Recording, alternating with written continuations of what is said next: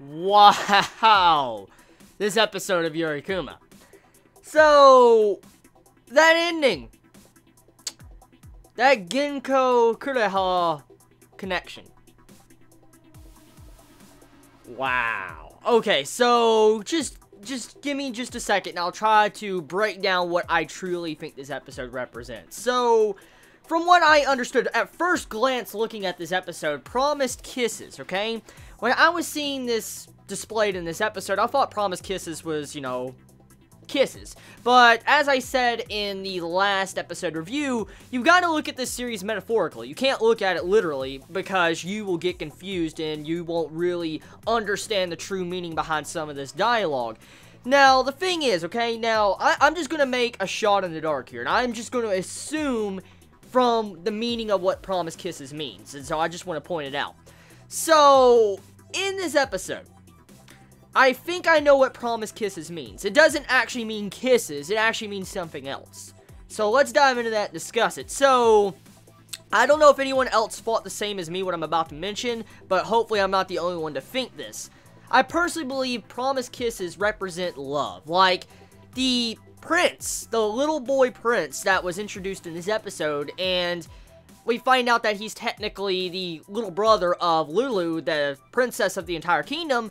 Well, in the episode, it showcases that she was once very loved and renowned, and she was like the most important person in the entire kingdom, outside of the Wall of Severance. And she was just well known, and she loved this popularity. And then one day, her brother was born, and all that attention that was on the princess shifted over to the prince. And the princess was very envious and jealous of her brother, her little brother that was like, under the age of 10, pretty much. She was very jealous. And one day, in her act of jealousy, she wanted to get rid of her brother. And so, one day, she pushed him off a cliff. And no matter what she did, he would always come back. Now, this is where the literal and metaphorical sense of this episode split off.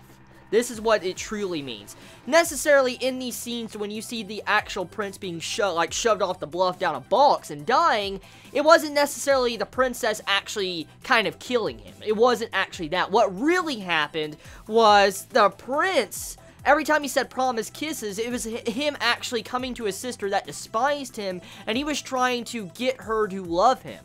That's what I understand. So, the main thing you get here is that the brother, the little brother of the princess, wanted the princess to love him. He wanted his Onechan to notice him and love him.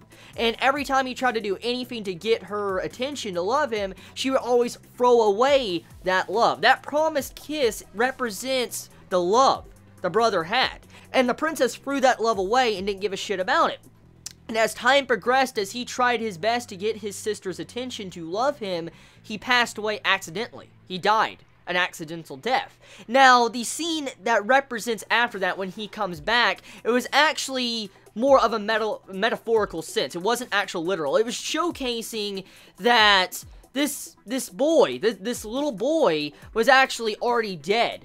But the princess made a mistake, and she realized the mistake she did was she threw away the love that her brother showed her the entire time, and she didn't care for him. And the time he was dead, she realized it was too late to ask for forgiveness or accept the promised kiss. And so what this represents is that she made a mistake, and she regrets it. She regrets what she did for not accepting her brother. And that is why she was lonely and why she didn't care anymore at all. And so, the brother coming back, that's when I really started keying in on things. It actually just represented him constantly coming to get his sister's, like, you know, attention, his praise. But he never got it.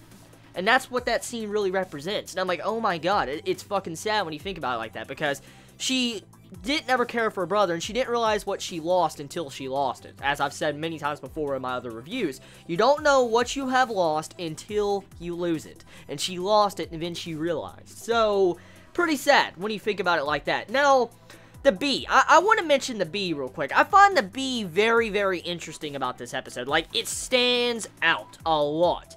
And I'm going to once again take another shot in the dark. As it was already mentioned by a couple of Chibits, and I even mentioned in my last review of Yuri Kuma, there has always been some form of symbolism with birds, that like crows, ravens, whatever. They're like birds in the background sometimes with the shadows. It's been shown quite a bit, and we know for a fact that has to mean something, either third party or something like that, but I think it actually means what I'm about to discuss. In this episode, around the princess and around her brother, there was a bee flying around, okay? And I don't know necessarily if the writer of this series is trying to imply what I think it is, but I'm assuming that the bird that was showcased in the actual first 3 episodes, you know, the birds in the background and all that, and this bee that was in this episode symbolizes the birds and the bees. Yeah, I'm not joking. That's what I think it actually symbolizes. And it's actually the love. Also, like, you know, the Wall of Severance, you know, is actually representing, you know, sexual freedom, and also, you know, how people are shunned for either loving girl-girl love or man-man love. That's pretty much what the Wall of Severance means. And so, to see this, I was like, shit, is that what they're trying to mean behind these birds? The symbolism of the birds and the bees? And I'm like, whoa there, what the fuck? So, episode of Yuri Kuma, it is confusing as fuck, and most likely I might have still messed up some shit with this episode, because it's still not clear-cut. We still don't have clear-cut explanation about this, you know, series, but it's pretty obvious the series is about, you know, sexuality, sexual freedom, and stuff like that. It is really obvious. So, this series, just damn, it continues to impress me, because it has symbolism of birds and bees. It also has this with the actual promised kisses represents the love that the brother wanted to get from his sister, but she never gave it back. And then he died, and then she realized she regretted that thought. And then the connection at the end with Kuroha and Ginko. Oh, the necklace. Whoa, the necklace. Is that what I think it's trying to let me know? Like, I don't know necessarily if I'm going to be correct with this one, so don't butcher me if I am. But the necklace is very similar, and I am assuming, I'm assuming that Ginko has, like, some form of connection with Kuroha, like, maybe the mother, maybe they're sisters or something, I don't know, but there's definitely something else going on here. But overall, episode, fucking good, love it. Fucking love it. So tell me your thoughts in the comments below. I love you. Y'all have a wonderful day or night wherever you live. Please be safe. Chibi out.